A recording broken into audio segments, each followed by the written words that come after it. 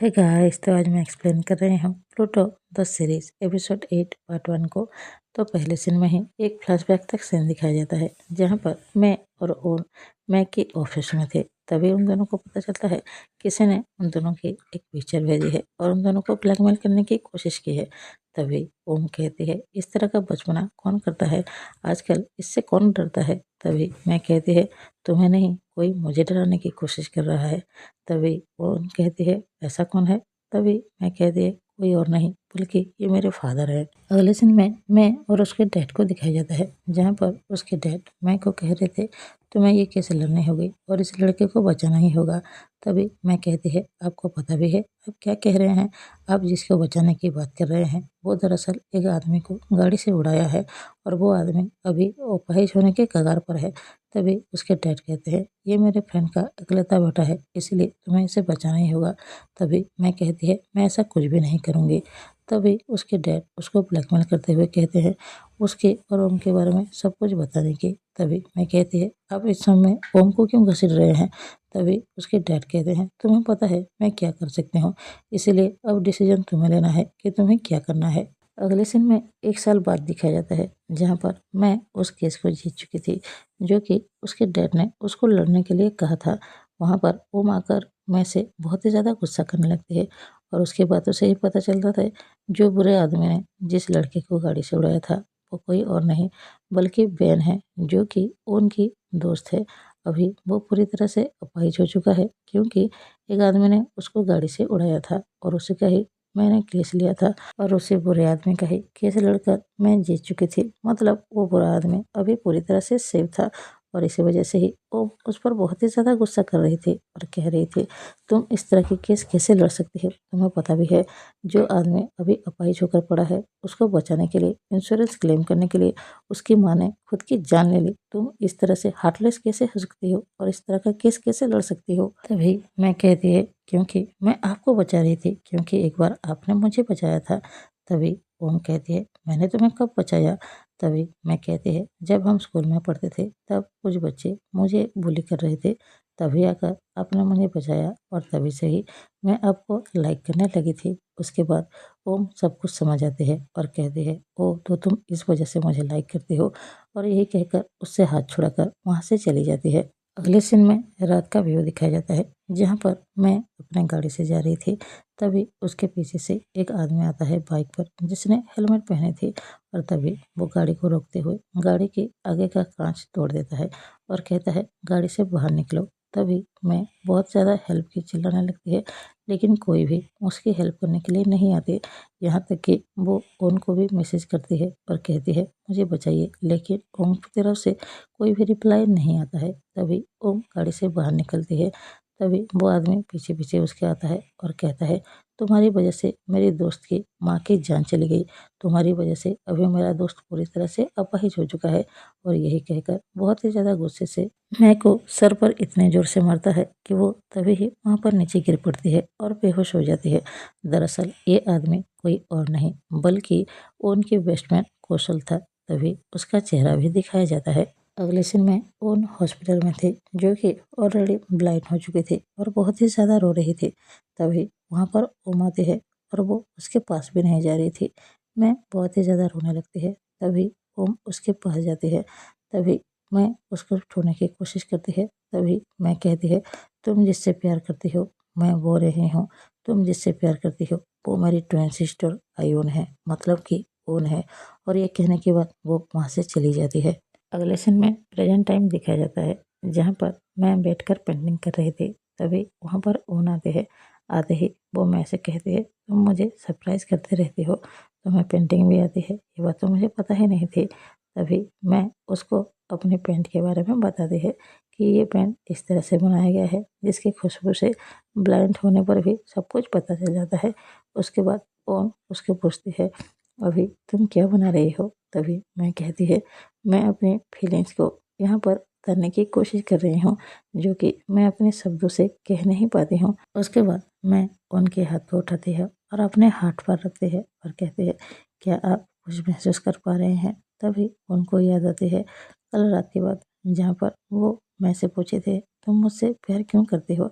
तभी मैंने उसको आंसर दिया था, क्योंकि आप मेरी फर्स्ट लव हो।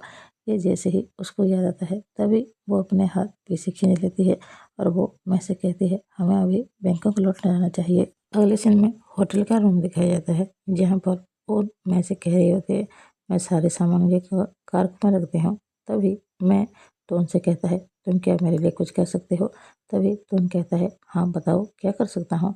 तभी मैं कहती है, मुझे समझ में नहीं आ रहा कल रात से ओम इस तरह से बिहेवियर क्यों कर रहा है, बस उसी बारे में मुझे पता लगाना है। तो तुम पता करो आखिर वो इस तरह से बिहेव क्यों कर रही है। अगले सीन में ओन और मैं को दिखाया जाता है, जो कि दोनों कार में जा रही थी। तभी मैं ओन से कहती है, लगता है आज मौसम बहुत ही अच्छा है, मैं इसे थोड़ा सा महसूस करना चाहती हूँ। तभी ओन विंडो खोल देते हैं और उसे दिखाया जाता है और काफ़ी ज़्यादा सड़ थे, क्योंकि अभी उसको लग रहा है कि मैं की फैसला वो नहीं है बल्कि ओम है। अगले सीन में दिखाया जाता है, अगले सीन में तोन को और प्लॉय को दिखाया जाता है, जहाँ पर तोन प्लॉय से पूछ रहा था कल रात को क्या कुछ ऐसा हुआ था जो कि ओन इस तरह से बिहेवियर कर रही है जैसे वो बहुत ही ज़्यादा सैड हो। और वो ये भी कह रही थी कि अब वो ओम बनना चाहती ही नहीं है और वो ओन रहना चाहती है। तभी प्लॉय को अच्छे से समझ में आ जाता है कि क्या हो रहा है, क्योंकि उसके सामने जो खड़े थे उसको लग रहा था दरअसल वो ओम ही है। उसको पता ही नहीं था कि वो ओन है। तभी वो दोनों को सारी बातें बता देती है कि ओन कल रात को मुझे फर्स्ट लव के बारे में पूछ रही थी और उसे लगता है मैं कि फर्स्ट लव कोई और नहीं बल्कि ओम है और वो नहीं है। और इसी सिलसिले में ही कल रात हम दोनों की भी बातें हुई है। और यही सुनने के बाद तो उनको भी सब कुछ समझ में आ जाता है। तभी वो मैं को कॉल करके सब कुछ बता देता है, तो मैं को भी समझ में आ जाता है फर्स्ट लव के बारे में ओन आखिर उसे इस तरह से क्यों पूछताछ कर रही थी। उसके बाद ओन मैं से कहती है, अभी सनसेट हो रही है तो बाहर आओ बैठते हैं। वो दोनों सनसेट देख रहे थे। ओन उसे सब कुछ डिस्क्राइब कर रही थी। तभी मैं के दिमाग में एक बात आती है। वो खुद से ही सोचती है, मैं इनको इस तरह से बातें बताऊंगी कि इनको अच्छी तरह से याद आ जाएगा कि मेरी फर्स्ट लव कोई और नहीं बल्कि वो खुद ही है। तभी मैं उनसे कहती है, पता है मेरी फर्स्ट लव मुझे स्कूल में मिली थी। तभी उन कहती है, ये सारी बातें तुम मुझे क्यों बता रही हो? तभी मैं कहती है, क्योंकि आपको पता होना चाहिए ना। तभी वो कहती है, मेरी फर्स्ट लव मुझे स्कूल में मिली थी। दरअसल कुछ बच्चे मुझे बुली कर रहे थे, मुझे पैसे मांग रहे थे क्योंकि मैं रिच थी और मुझे बहुत ही ज़्यादा परेशान कर रहे थे। तभी एक लॉन्ग यूनिफॉर्म पहन के एक लड़की आई, जो कि रिबन बांधी हुई थी और उसने मुझे बचाया उन सारे बुरे लड़कियों से। तभी उनको याद आता है वो भी तो रिबन बांधती थी और वो स्कूल में लॉन्ग यूनिफॉर्म पहन के ही जाती थी। तभी वो सोचती है ओम भी तो ऐसे ही जाती थी। और यहाँ पर एक फ्लैशबैक दिखाया जाता है, जहाँ पर मैं को कुछ लड़कियाँ बहुत ही ज़्यादा परेशान कर रही थी और उसको बुली कर रहे थे, उससे पैसे मांग रही थी। और तभी वहाँ पर ओन आकर मैं को बचाई थी और उसको उन सारी लड़कियों से प्रोटेक्ट की थी। उसके बाद ओन मैं से कहती है, चलो वो घर चलते हैं। तभी मैं कहती है, अभी सनसेट बाकी नहीं है क्या? तभी ओन कहती है, अभी अंधेरा होने वाला है इसलिए हमें चलना चाहिए। वो दोनों गाड़ी में जा रहे थे और दोनों ही बहुत ही ज़्यादा सैड थे। ओन तो कुछ ज़्यादा ही सैड थे। अगले सीन में ओन अपने घर पहुंचते हैं और पहुंचने के बाद ही वो रोने लगती है। तभी उसकी दादी कहती है, तुम क्या करने की कोशिश कर रही हो? तुम आखिर ओम बनने की क्यों कोशिश कर रही हो और मैं के साथ क्यों घूम रही हो? तभी ओन कहती है, मैं ओन बन ही नहीं सकती हूँ, क्योंकि उसकी जगह कोई ले ही नहीं सकता। तभी उसकी दादी कहती है, आखिर तुम्हें बनना क्यों है? ओम ओम है और ओन ओन है, तुम्हें उसके जैसा बनना ही क्यों है? तभी ओन बहुत ही ज़्यादा इमोशनल हो जाती है और अपने दादी को हक कर लेती है और बहुत ही ज़्यादा रोने लगती है। उसके बाद हमें मैं को दिखाया जाता है, जो कि कॉफ़ी पी रही थी।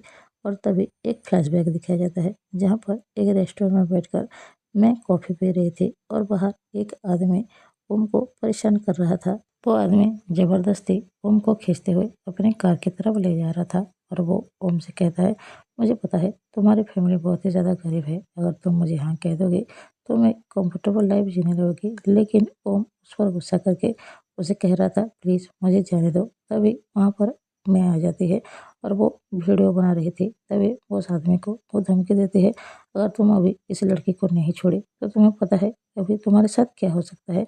ये सुनने के बाद वो आदमी भी ओम को वहाँ पर छोड़ देता है और चला जाता है। तभी ही मैं उसके पास जाती है तो ओम उसको थैंक यू कहती है, क्योंकि उसकी वजह से ही वो अभी पूरी तरह से ठीक है और उसकी वजह से ही वो आदमी उसको परेशान करना छोड़ दिया। तभी मैं ओम की यूनिफॉर्म में देखती है तो उसके नेम प्लेट पर ओम लिखा हुआ था। तभी उसे याद आता है अपने स्कूल टाइम की बात और तभी से ही वो ओम को ओन समझने लगी और तभी से ही वो उसको लाइक करने लगी और ऐसे ही दोनों मिलते रहे और आखिरकार एक दिन मैंने उसे प्रपोज कर दिया एक फाइल के ज़रिए। तभी ओम भी उसको आई लव यू टू कहती है और तब से ही वो दोनों गर्लफ्रेंड थी। मैं और ओम दोनों आपस में गर्लफ्रेंड तो बन गई थी, लेकिन धीरे धीरे ओम जाकर मैं के काम पर भी बीच पर आने लगी और उन दोनों के बीच दूरियां बनने लगी और दोनों के बीच धीरे धीरे झगड़ा भी शुरू हो गई थी। अगले सीन में दिखाया जाता है जहाँ पर ओम बहुत ही ज़्यादा सैड थी और बहुत ही ज़्यादा रो रही थी। तभी उसकी दादी माँ उसके पास आती है और पूछती है वो आखिर इतना ज़्यादा क्यों रो रही है। तभी वो और भी ज़्यादा रोने लगती है और कहते हैं आखिरकार कोई एक भी इंसान मुझसे प्यार क्यों नहीं कर सकता है, क्या मैं इतनी बुरी हूँ कि कोई मुझसे प्यार करता ही नहीं है। और तभी सीन शिफ्ट होता है प्रेजेंट टाइम में जहाँ पर ओन भी बहुत ही ज़्यादा रो रही थी अपने दादी माँ के सामने। तभी उसकी दादी माँ कहती है तुम ये सारी बातें आखिर मेरे को बता ही क्यों नहीं देती और उससे ब्रेकअप कर लो, सब कुछ ठीक हो जाएगा। क्योंकि मुझे अच्छी तरह से पता है ओम भी मैं से बहुत ही ज़्यादा लव करते थे और इसीलिए ही वो ओल को चुना शादी करने के लिए, क्योंकि कहीं ना कहीं ओम को ये बात अच्छी तरह से पता चल चुकी थी कि अभी मैं उसको लव करती ही नहीं है। तभी ओम कहती है ऐसा नहीं है, मैं अब भी ओम को बहुत ही ज़्यादा लव करती है। तभी उसकी दादी कहती है लेकिन ओम को तो उसको कभी ना कभी ब्रेकअप करनी है ना। तभी ओम कहती है लेकिन मैं नहीं चाहती कि मैं की दिल टूटे। तभी उसकी दादी कहती है जब भी ओम कोमा से उठेगी वो तो मैं के साथ ब्रेकअप कर ही लेगी, तभी तो मैं के दिल टूटेगी ना। तो आज टूटे या कल टूटे बात तो एक ही है, इसीलिए तुम उसके साथ ब्रेकअप कर लो सच्चाई बताकर। तभी ओन कहती है मैं ऐसा नहीं कर सकती हूँ, मैं उसको सैड नहीं कर सकती हूँ। तभी उसकी दादी कहती है मेरी पुत्री तो कितनी ज़्यादा समझदार हो गई है। तभी ओन कहती है दादी प्लीज़ इस तरह की बातें मत कहिए। और यहाँ पर ही ये पार्ट एंड होता है। तो मिलते हैं नेक्स्ट पार्ट में। वीडियो अच्छा लगे तो प्लीज़ लाइक कीजिए और सब्सक्राइब कीजिए। Thank you.